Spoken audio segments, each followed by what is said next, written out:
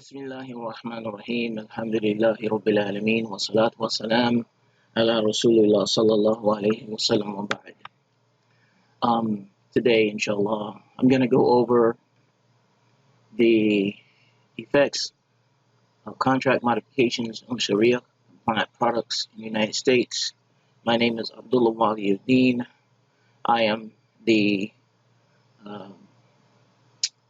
person who wrote this thesis as a part of my PhD studies and PhD in religious studies, specializing in Islamic studies. I decided to write about this topic because of its importance to help clarify many issues in Islamic banking in the United States, real estate industry, and also some of the investments. But mostly this is dealing with the Sharia compliant products, or discussing mainly that are used in real estate in the U.S. This was done out of the University of South Africa. I was in their program. My supervisor was Professor Ismail Jaffer, inshallah. He was very, alhamdulillah, very helpful, and his guidance is how I achieved my objective of the PhD. And alhamdulillah, that was one of the best experiences of my life. All right, we're going to start with the table of contents. What is the reason I'm doing this video? I believe that some people may need a little guidance on some of the sections in the study. And the normal person is not really going to read it. Not many people actually will read this thesis from cover to cover, because it's not really a book. It's not a book. It's for researchers mainly. A layman can benefit from it, but a layman is not really interested in these things unless he's actually studying it. Something having to do with the Sharia compliant products in the United States or Islamic banking. It's good information. I think I did a pretty, mashallah, a good job of getting information and literature, explaining certain things. But the normal person is not really going to be interested in reading this whole thing. So I'm going to direct you to the table of contents. And you can go to the table of contents, and this is by chapters. It has all the information here in the study, where you can just click on one of the page numbers and it'll take you directly to the page. And then if you want to go back, you basically hold the Alt key and the left arrow key at the same time, and it'll take you back to the table of contents.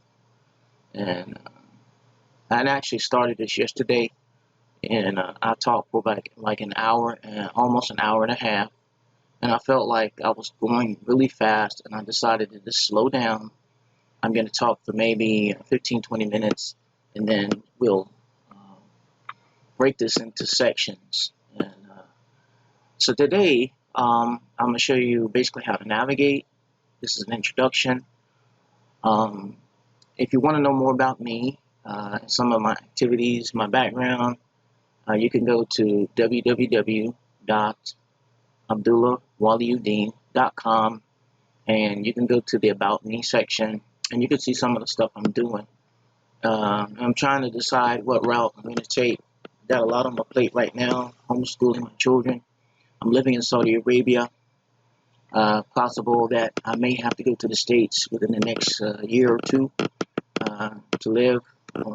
It's a lot of things going on right now, so I'm trying to decide what route am I going to take as far as utilizing my PhD and the next line of work. I'm currently working as a curriculum specialist at the Royal Saudi Air Force in Jeddah, and I'm not sure how long that's going to last as far as the job is secure in a sense. However, there are other things going on in my life that I may have to cut that short, and Allah knows best. Anyway, I think what we're going to do, we're going to go by chapters. And again, I would tell you to go to the table of contents. You can breeze over the transliteration tables, the glossary is here. The glossary is not listed, but there's a glossary here before chapter 1. And you can go and study that glossary, and you should be able to understand the study. So I'm going to show you. We're going to go to, let's go to chapter 1, study introduction. All right, so I'm going to click this number, and it's going to take me to the chapter 1 introduction page. And chapter 1 is going to cover the following aspects: introduction, concept of Islamic banking, the interest-based banking, Islamic banking in the United States, the regulation of Shari'ah compliant products in the United States, Shari'ah compliant products in the United States, and problem statement, which is done for this thesis, the methodology of my research, and the conclusion. And I'm not going to read the whole thing. I'm going to try to summarize this, but we're going to go through, inshallah, okay? The introduction is discussing what is Islamic banking, and you know what is Islamic banking, what is its background. It's a general information overview of Islamic banking from a historical aspect up to a present aspect, giving the reader an idea, you know, of the sources of Islamic banking, where did it come from, you know, and where we're at. So Islamic banking is a modern phenomenon based on traditional Islamic law business contracts. So Islamic banking is basically, you know, we're using the classical Islamic contracts to carry out business transactions. Islamic banking financial establishments as perceived currently did not exist during the era of Prophet Muhammad sallallahu alaihi wasallam, but merchants provided banking services to traders in the Arabian Peninsula. Now, here, Islamic banking, as we know, modern banking, it wasn't in this sense. Traders before the Prophet Muhammad sallallahu alaihi wasallam, before Islam, traders were doing business. Okay, but one of the main aspects was when people borrowed money, they charged extreme amount of interest, like very extremes. And these are known in Islam as the days of Jahiliyyah, the days of ignorance, because the practices that were done, that were the norm for the day, were very oppressive, and people took advantage of it. However, if you were a merchant and you needed cash and money, there were people that would bankroll you, but they would do it at it would cost a whole lot, all right, and you had to pay that back on time, or else it would double. I mean, it's all kind of things. You can go and look at Islamic history in the days of Jahiliyyah, and you can see. But merchants did provide banking services in a sense, is they had ways of financing goods for traders on the Arabian Peninsula. These traditional trading practices became an essential part of the Islamic economic system. Some of these practices in trading that were during the times of Jahiliyyah were still continued during the time of Prophet Muhammad sallallahu alaihi wasallam. So during this time, these traditional trade practices, some of them were abolished by the Prophet Muhammad sallallahu alaihi wasallam, and some of them continued. So when Islam came, it kind of purified the business practices, you know, and the Prophet sallallahu alaihi wasallam approved the business practices, or these business contracts, which are the subject of the study, in the sense, or which Islamic banks use today to carry out financial transactions. So this became known as the fiqh of mu'amalat, translating into the understanding of business transactions. Actually, mu'amalat is not strictly related to financial transactions. These are the mu'amalat would be considered also considering what we call non-worship. Okay, so the fiqh of worship, you know, which is dealing with actions related to directly with worship, and mu'amalat are those actions that are not directly related to worship, and which includes marriage, marriage, family issues like this, and business transactions, marriage, and the other transactions that are not related to worship. So, understanding of business transactions in traditional Islamic law, the fiqh muamalat, is one side of this. There, again, in the glossary, if you read the glossary, then you know that Sharia compliant products, short form is SCPs. That's what we'll be using.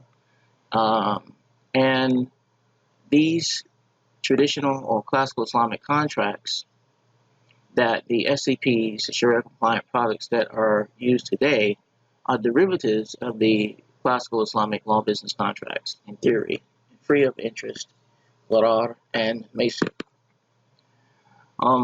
Traditional trading practices involve traders bartering, trading, and borrowing goods or funds. So these are all actions that people in business do. So they will return the principal amount with an added payment. This is interest for the advantage of credit. Classical Islamic law business contracts replace these traditional trading practices involving interest. And basically didn't contain the oppressive parts of that deal, riba, gharar, and maisir. Now, I'm not going to go through this whole thing here in the introduction. So this basically, in the introduction, is defining Islamic banking, riba, maisir, gambling, the aspects of the forbidden and the Islamic law contracts, the pre-Islamic era, and also with the advent of Islam. All right, then we have the concept of Islamic banking. Again, we just discussed that. It's based on modern banking principles, or using the classical Islamic contracts, free of interest, gambling, and riba, gharar, and maisir. Interest, uncertainty, and gambling. So, and then we bring into the concept of Islamic banking. Why is it important? What was significant is that during the 2008 fiscal crisis involving banks globally, the Islamic banks fared the weather. They did better than the conventional banks. They were able to cushion their losses due to the fact that they deal in commodities, mostly commodities. Now, the banks that dealt in interest, they lost a lot, but the ones that purely were dealing with commodities, they had, at the end of the day, they had a physical, tangible product that they could recover their losses or part of their firm. Okay, and so the conventional banks who dealt only in interest did not have any commodities, and those that they did not really have any commodities except maybe the mortgages. They could recover the homes, but there were other instances where a product, non-secured loans, these were a problem. So where those conventional banks didn't have real assets to cushion that the crisis, they lost a lot of money and basically failed. So much so that where some of the governments had to bail these banks out. The bank failure occurs when a bank cannot reach its obligations to its depositors or creditors as it became insolvent. I would say bankrupt. That's what insolvent means. They're not able to meet their obligations, right? So, and this is attributable to the Islamic concept of prohibition of interest. When interest is there to prevent harm and to prevent the waste of wealth. And so what happens when these banks lent this money out with no tangible product is basically they had nothing to fall back on. And so when the clients were not able to pay the money back or keep their obligation, make the payments or their payments back to pay back the money, these banks were not able to meet their obligations to their financiers, which is basically central bank or other banks, interbank transfers or interbank loans. And so this caused a domino effect, and where uh, anyone down the line were not able to meet the obligations, it caused a failure, and that's what we call the economic loss. It affects the economy. So because of the Islamic banks model, their banking model, which is the profit loss sharing model of financing, the Islamic banks survived the crisis with minimal losses. And so this is one of the biggest advantages of Islamic banking. I'm just checking the time here. I want to put 15 minutes. So it looks like I'm going to go through here. Now, in the interest-based system, I think we all know that what interest is. Okay, interest is charging. It's basically when you rent money, you're charging a profit on money, not a product. And money is not a product. So that's the interest. So, and how this money came in the first place, it usually came out of thin air. All right. But it's not based on a product. So the person that's loaning this money is able to make a large amount of money without no risk, virtually no risk. All right. So here in Islamic law, here is an ayah which prohibits interest, which is called riba or usury. All right. And so this is section is going to go over the legal prohibition of interest. And then we go to section 1.3, Islamic banking in the United States. There are no Islamic banks in the United States, or purely Islamic banks in the United States. However, there are Islamic banking windows and Islamic financial institutions. Basically, these institutions, some of the institutions, are projects that basically community projects, and there are some that deal with regular real estate agencies. They deal with regular commercial contracts and Islamic contracts.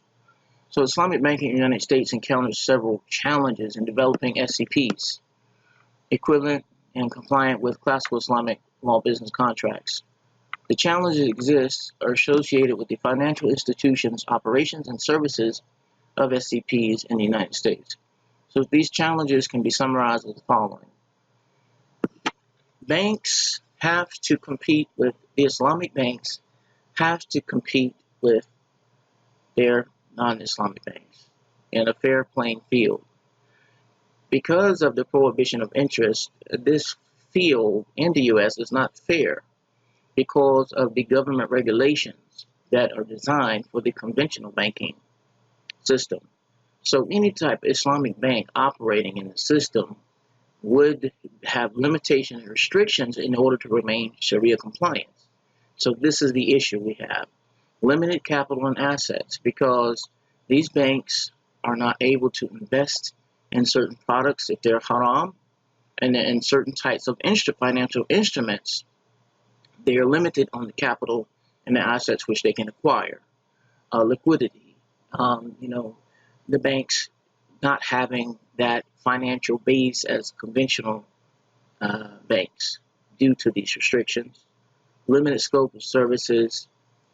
This is due, they're very small. And and again, these are not banks. I'm talking about Islamic financial institutions.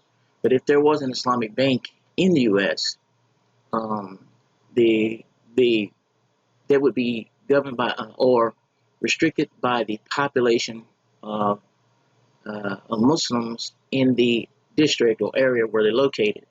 Supply and demand. So they're going to have limited scope of services. So if the majority of your clients are not Muslim, they're not really interested. So they're going to be, so these financial institutions or banks can't really depend on Islamic products. Risk management, governance, difference in practice and theory. All of these we go into detail in the literature review, so I'm not going to go over the rest of that. Although Islamic banking faces several challenges, the study focused on the financial engineering associated with SCPs in the United States. Financial engineering refers to the ability of designing financial products to meet the needs and tastes of users regarding risk, maturity, and yield. All right, so we have financial engineering. Now, at the title of the study is the modification of Sharia-compliant products in the United States.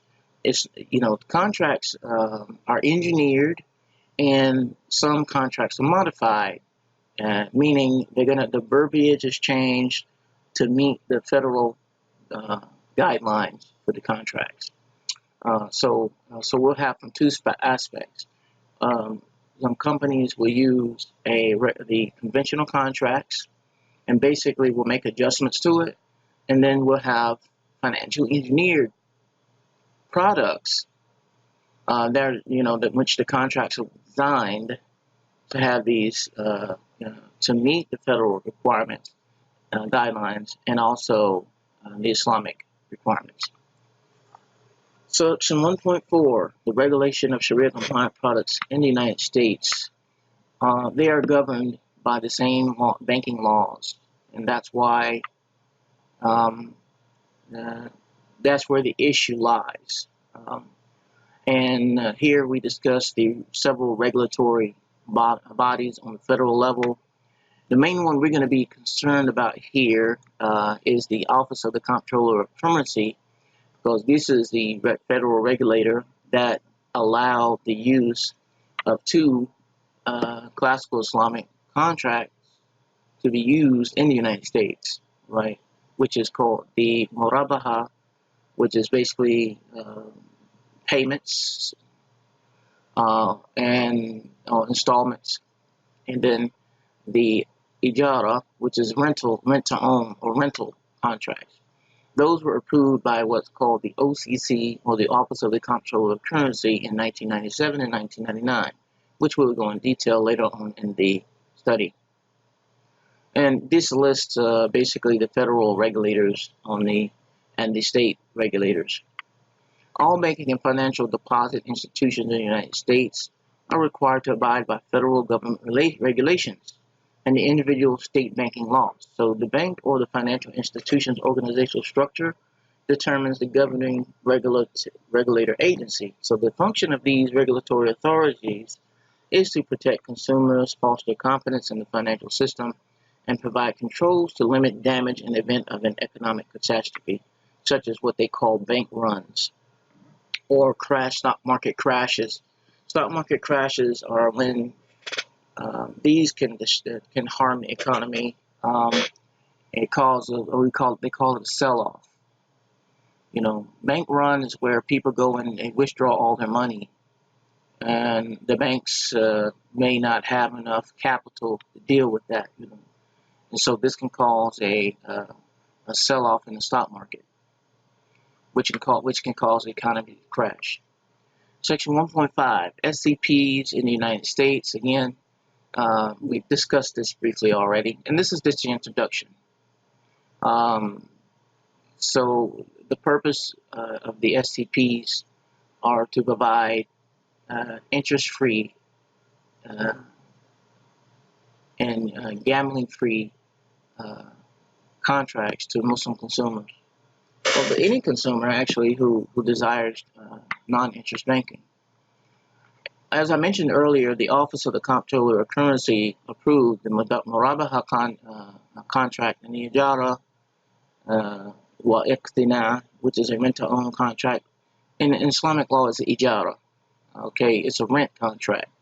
May not necessarily be rent-to-own, because to rent-to-own something, you cannot have it in one contract. All right. So in 1997, the United Bank of Kuwait applied to the OCC for an approval, because they were operating in the U.S. And subsequently, in the same year, the OCC issued the approval letter 806. And this letter determined that the Ijara wa Iqtina was equivalent to secured lending, so in conventional banking practice. So this contract can be used as a secured lending contract, collateral. Then in 1999, the OCC approved the Murabaha contract. This is the installment contract. These have conditions, and again, if you go to section 3 or chapter 3, you'll see the details of these of the requirements of these contracts. But what's important is these letters 806 and 867, which established Islamic banking being allowed to be practiced in the United States, and it was a significant development. The United Bank of Kuwait merged with Ahli United Bank soon after this event, and they presented these products in the United States market until the year 2000, when the Ahli Bank withdrew from the U.S. market, attributable to the inadequate consumer demand. So this is the problem that Islamic banks would have: is supply and demand. The Muslim consumers prefer to go to the conventional banks in order to get a better rate, and because they do have the assets, and they can offer products at lower interest rates or lower profit. Well, the Islamic banks use profit rates, but the interest rates would be lower than the profit rate of the Islamic banks. So because of this, it's difficult for the Islamic banks to really operate in a economy, interest-based economy, and be competitive with other conventional banks. But to note, the approval of these two contracts set a precedent for all future SCPs in the United States. This was established, and so this was established based on the concept of functional equivalency. So they considered these contracts functionally equivalent to secured lending contracts employed in conventional banking.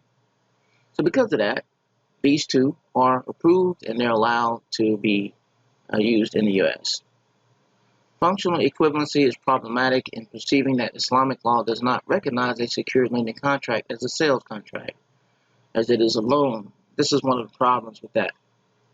All right, so the Murabaha and the Ijara contracts used in the U.S. may experience changes that may render them defective or void, according to the standard of classical Islamic law business contracts. All right, so by equating or making these equal with functionally equivalent to secured lending, what they have done is these contracts are not our ownership. Let me just say this: the Murabaha is for ownership. The Ijara is for the usufruct of something. But the Ijara contracts in the financial industry mostly are used for to acquire a product. All right. So, but to say that they're functionally equivalent is very problematic. Murabaha is a sales contract, and Ijara is a rental contract. And so they cannot be secured lending. They can't be equivalent to secured lending. However, from the federal regulators' point of view, they determined that these contracts are the same. And so therefore, they are subjected to secured lending criteria, and the federal looked at as secured lending instruments. This study used qualitative and quantitative techniques. Basically, qualitative, I developed an argument over the research questions and backed it up with survey data and interview data.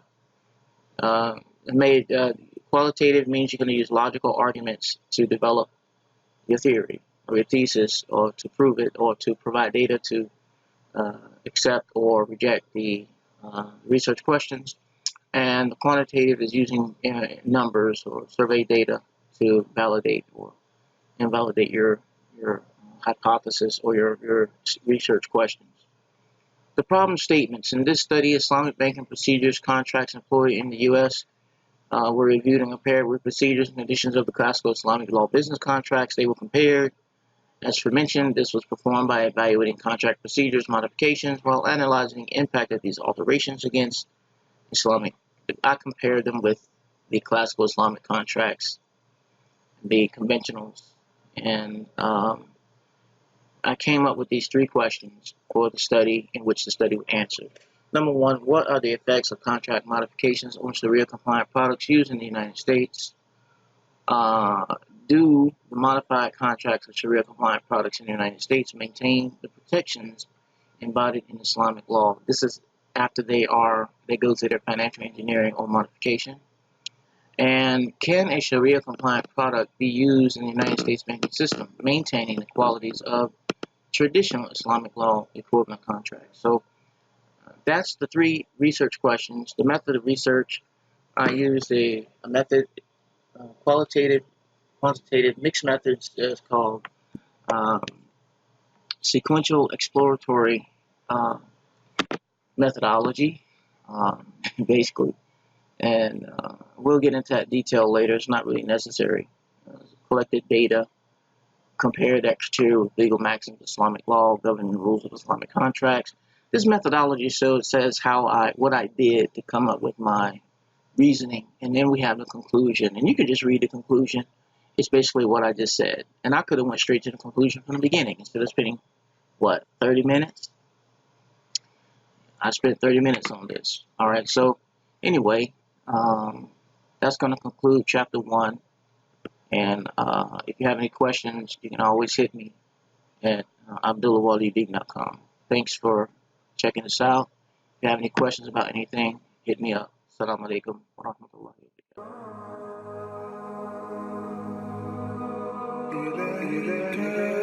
إليك إله الخلق أرفع رغبتي وإن كنت يا ذا المن والجود مجرما ولما قسى قلبي وضاقت مذاهبي جعلت الرجا مني لعفوك سلما فما زلت ذا عفو عن الذنب لم تزل تجود وتعفو منة وتكرما إليك إله الخلق أرفع رغبتي وإن كنت يا ذا المن والجود